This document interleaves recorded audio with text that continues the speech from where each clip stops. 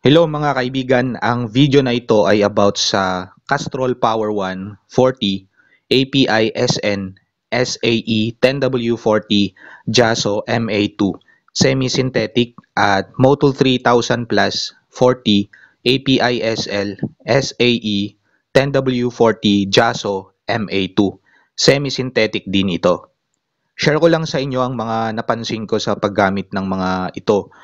Naghahanap kasi ako ng ibang oil maliban sa 10W30 na recommended ni Honda para kay TMX 125 Alpha 2021 model na makakatulong sa pagbabawas ng vibration at engine noise.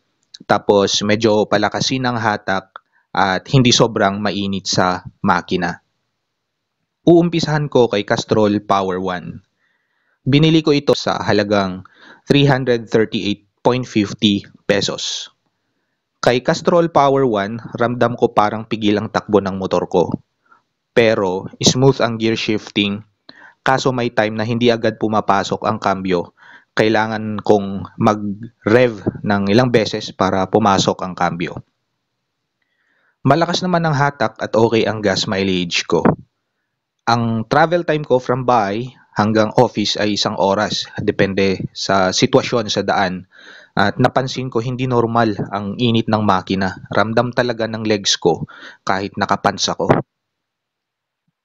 Less vibration pag 60 pataas ang takbo ko at maganda naman ang tunog ng makina. Punta naman tayo kay Motul 3000 Plus. Binili ko ito sa halagang 300 pesos.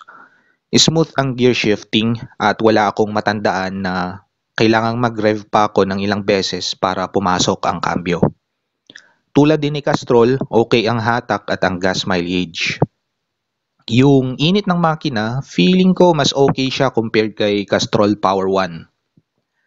Same with Castrol, less vibration pag 60 pataas ang takbo at okay din ang tunog ng makina. Yun lang mga kaibigan ang mga naging experience ko sa kanilang dalawa.